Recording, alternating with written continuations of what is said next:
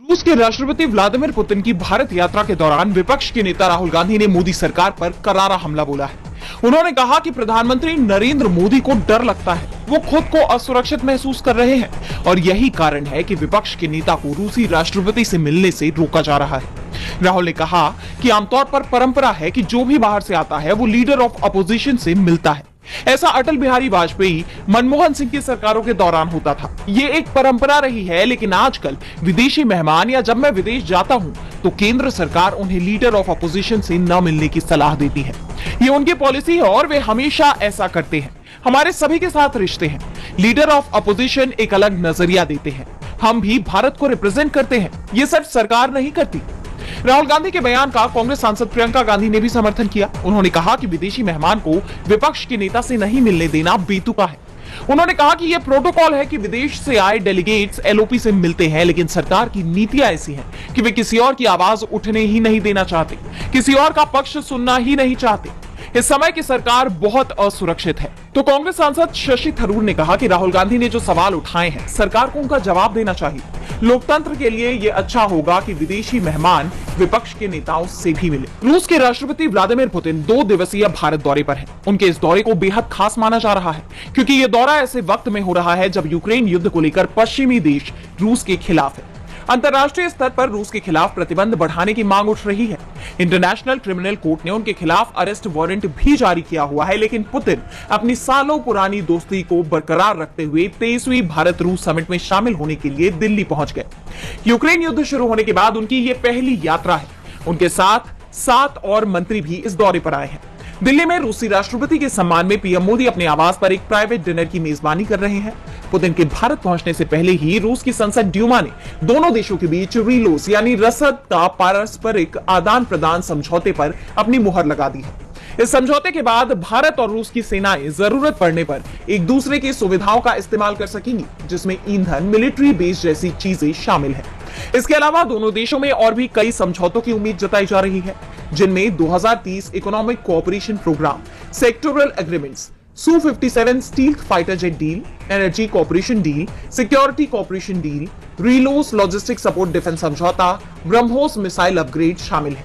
इस दौरे पर उनकी राष्ट्रपति मुर्मू से भी मुलाकात होनी तय है। पुतिन का यह दौरा भारत और रूस के बीच स्ट्रैटेजिक पार्टनरशिप के 25 साल पूरे होने का भी प्रतीक माना जा रहा है, जो इसे दोनों देशों के लिए बहुत महत्वपूर्ण बनाता है। संसद के शीतकालीन सत्र का चौथा दिन भी गहमा-गहमी पर आ रहा। सत्र की शुरुआत विपक्ष के प्रदर्शन के साथ हुई।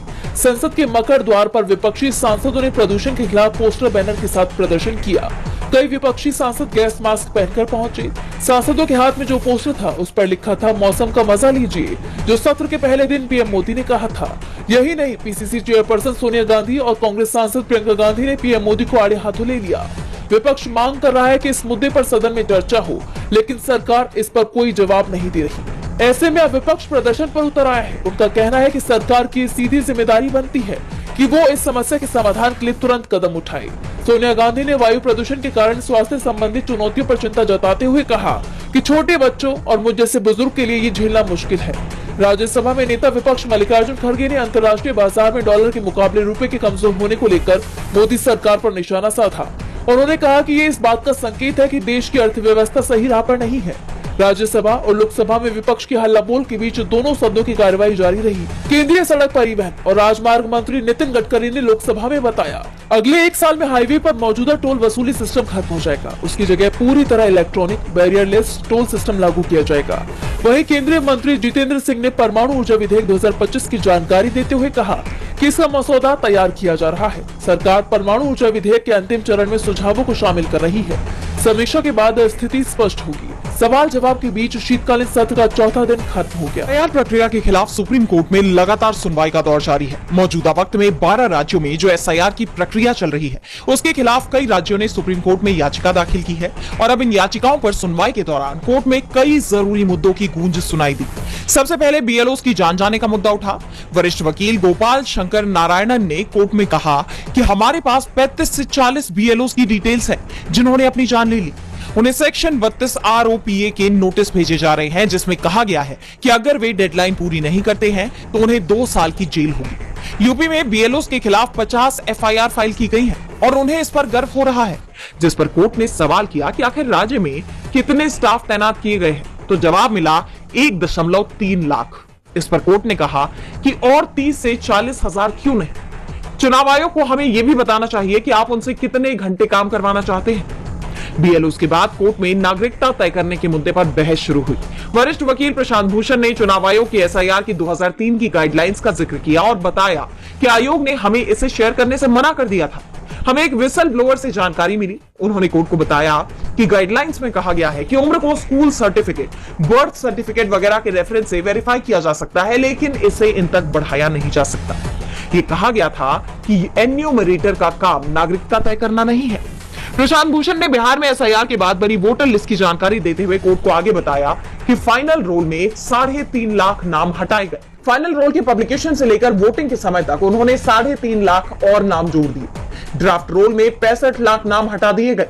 बचे वोटरों की संख्या 7 करोड़ 21 लाख थी। उन्होंने उन 65 लाख लोगों के नाम हटाने की इजाजत नहीं दी जो हटा दिए गए।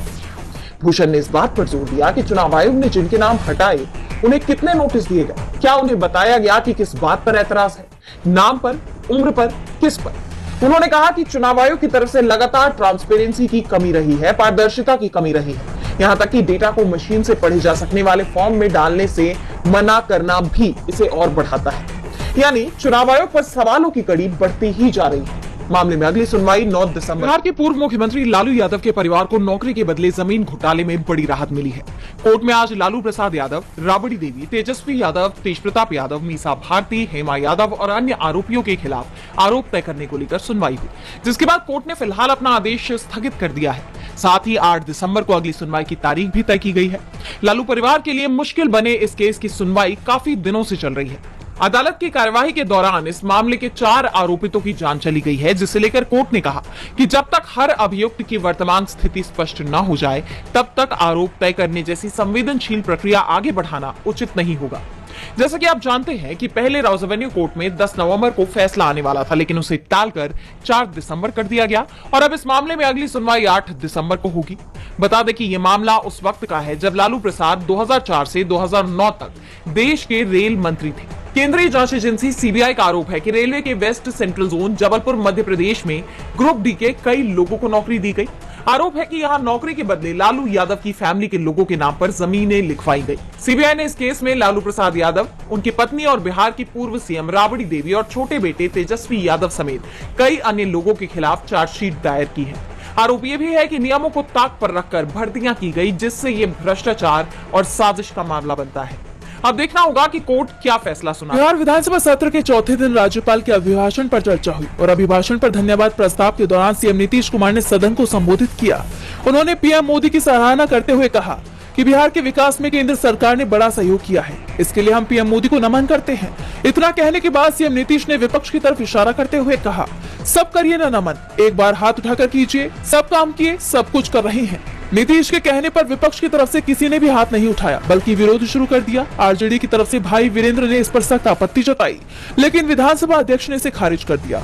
शोर शराबे के बीच नीतीश बोलते रहे। उन्होंने यहाँ तक कह दिया कि जब हम आपके साथ थे तो आप लोग हमारी बात सुनते थे, अब क्यों नहीं सुन रहे हैं। नीतीश कुमार के बाद विपक्ष ने जब संबोधन प्रस्ताव पर बोलने का मौका मांगा तो स्पीकर ने उन्हें ये मौका नहीं दिया। इसे लेकर विपक्ष ने विरोध जताया और सदन का बहिष्कार कर दिया। बाद में धन्यवाद प्रस्ताव को सदन में पास कर दिया गया। विधान परिषद में भी जबरदस्त टकराव दिखाई दिया। राबड़ी देवी के नेतृत्व में विपक्ष ने परिषद का बहिष्कार कर दिया। पूर्व सीएम ने कहा कि नीतीश कुमार ने राज्य में आपातकाल जैसे हालात बना दिए हैं। आरजेडी नेता अब्दुल बारी सिद्दीकी ने कहा कि सदन में विपक्ष के सवालों को दबाया जा रहा है। देश की सबसे बड़ी एयरलाइन इंडिगो पर बीते कुछ वक्त से संकट के बादल मंडराते दिखाई दे रही हैं और अब एक बार फिर कुछ ऐसा हुआ है जिससे देश भर के हवाई अड्डों पर अफरा तफरी देखने को मिली। बड़ी संख्या में इंडिगो की उड़ानें एक के बाद एक रद्द कर दी गई, जिससे सैकड़ों यात्री एयरपोर्ट पर फंस गए। 3 दिसंबर को 2200 से ज्यादा फ्लाइट्स में से करीब 1400 फ्लाइटें देरी से चली। वहीं 4 दिसंबर को हालात इतने बिगड़ गए कि दिल्ली, मुंबई, बेंगलुरु और हैदराबाद जैसे बड़े एयरपोर्ट्स पर 300 से ज्यादा फ्लाइट्स कैंसिल करनी पड़ी, जिसके चलते किराया आसमान छूने लगा। यात्रियों ने सोशल मीडिया पर लंबी कतारों, घंटों की देरी और अचानक फ्लाइट कैंसिल होने की शिकायतें शेयर की। कई यात्रियों ने बताया कि उन्हें एयरपोर्ट पहुंचने से ठीक पहले फ्लाइट के बारे में अपडेट मिला। इससे उनकी प्लानिंग पूरी तरह से बिगड़ गई। अफरा तफरी का माहौल देख डीजीसीए ने तुरंत बैठक बुलाई और एयरलाइन से इस बड़ी समस्या पर सफाई मांगी, जिसके बाद इस स्थिति पर कंपनी ने एक बयान जारी कर सफाई दी। इंडिगो की तरफ से जारी बयान में देरी के पीछे के कारण बताए गए, जिसमें मौसम, भीड़, तकनीकी दिक्कतें और सर्दियों में बड़ा कंजेशन को जिम्मेदार बताया गया। इंडिगो के मुताबिक इंडिगो की फ्लाइट्स में तकनीकी खराबी आई, जिसे कंपनी ने सिस्टम आउटेज बताया है। वहीं कुछ रिपोर्ट्स में क्रू की कमी भी एक वजह बताई गई है, जिसके चलते फ्लाइट्स के शेड्यूल बिगड़ गए और कई उड़ानें 10 घंटे तक लेट हो गई। इंडिगो ने माफी मांगी और कहा कि वो समस्या को जल्द ठीक करने की कोशिश कर रहे हैं। यात्रियों को वैकल्पिक फ्लाइट्स, रिफंड या होटल की सुविधा दी जा रही है, लेकिन कई यात्रियों का कहना है कि मदद मिलने में देरी हो रही है। डीजीसी ने इंडिगो के अधिकारी को मीटिंग के लिए बुलाया और ये जांच कर रहे हैं कि ये समस्या क्यों हुई और यात्रियों को कितना नुकसान हुआ।